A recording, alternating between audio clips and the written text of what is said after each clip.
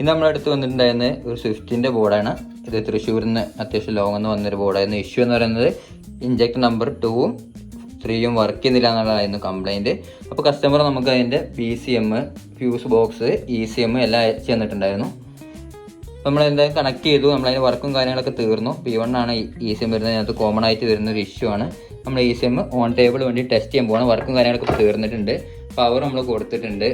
നമ്മൾ stimulator connect ചെയ്തിട്ടുണ്ട്, can box connect ചെയ്തിട്ടുണ്ട്, സ്കാനർ കണക്ട് ചെയ്തിട്ടുണ്ട്, ഇമ്മൊബിലൈസർ കണക്ട് ചെയ്തിട്ടുണ്ട്.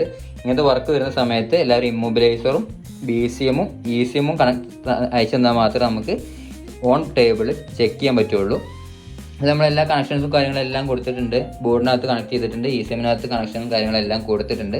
നമുക്ക് എന്തായാലും ചെക്ക് ചെയ്യാം ഇമ്മൊബിലൈസർ എടുത്തിട്ടുണ്ടോ, അതുപോലെ തന്നെ BCM എടുത്തിട്ടുണ്ടോ എന്നുള്ള കാര്യങ്ങളൊക്കെ ചെക്ക് ചെയ്യാം. അതുപോലെ തന്നെ ഇഞ്ചക്ടർ വർക്ക് ചെയ്യുന്നുണ്ടോ എന്നുള്ള കാര്യങ്ങളും ചെക്ക് ചെയ്യാം. നേരത്തെ നമുക്ക് 2ഉം 3ഉം വർക്കിംഗ് അല്ലായിരുന്നു, 1ഉം 4ഉം മാത്രമേ വർക്ക് ചെയ്യുന്നുണ്ടായിരുന്നു.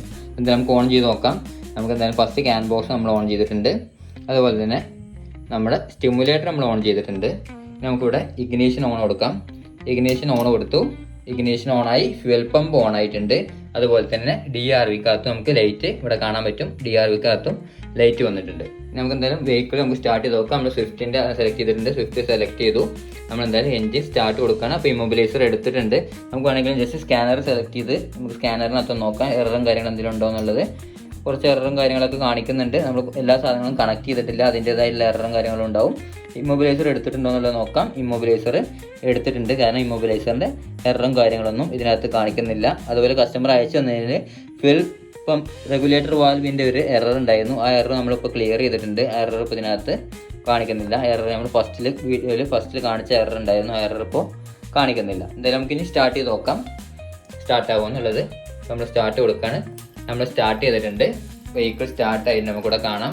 പ്രോപ്പറായിട്ട് 4 ഇഞ്ചക്ടേഴ്സും ഇവിടെ കറക്റ്റ് അതിൻ്റെ ഒരു ഫ്ലോയിൽ ബ്ലിങ്ക് ചെയ്ത് നമുക്കിവിടെ കാണാൻ പറ്റും. 1ഉം 2ഉം 3ഉം 4ഉം 4 ഇഞ്ചക്ടർ ഇവിടെ കണക്റ്റ് ആയി.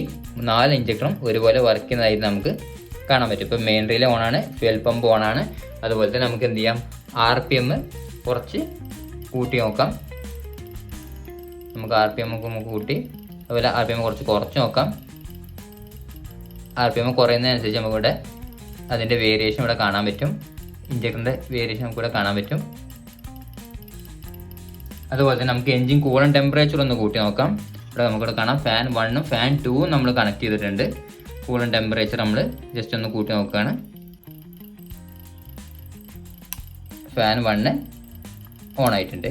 ഒന്നുകൂടെ കൂട്ടിയ സമയത്ത് ഫാൻ 2ഉം ഓൺ ആയിട്ടുണ്ട്. ഇപ്പോൾ നമ്മളെ വർക്കും കാര്യങ്ങളൊക്കെ കംപ്ലീറ്റ് ആയി. വർക്ക് സക്സസ് ആണ്. 4 ഇഞ്ചക്ടറും ഒരുപോലെ തന്നെ നമുക്ക് വർക്ക് ചെയ്യുന്നതായിട്ട് കാണാം. ഇപ്പോൾ കൂളൻ ടെമ്പറേച്ചർ കുറച്ചു, ഫാൻ നമുക്ക് ഓഫ് ആയിട്ടുണ്ട്. അപ്പോൾ നമ്മൾ ഈ വർക്ക് ഇവിടെ തീർന്നു. നമ്മൾ കസ്റ്റമർക്ക് അയച്ചു കൊടുത്തു. വണ്ടിക്കകത്ത് കണക്ട് ചെയ്തിട്ടുണ്ട് ECM. ഇപ്പോൾ പ്രോപ്പറായിട്ട് 4 ഇഞ്ചക്ടറും വർക്ക് ആവുന്നുണ്ട്. അപ്പോൾ അടുത്ത വീഡിയോയിൽ വീണ്ടും കാണാം. താങ്ക്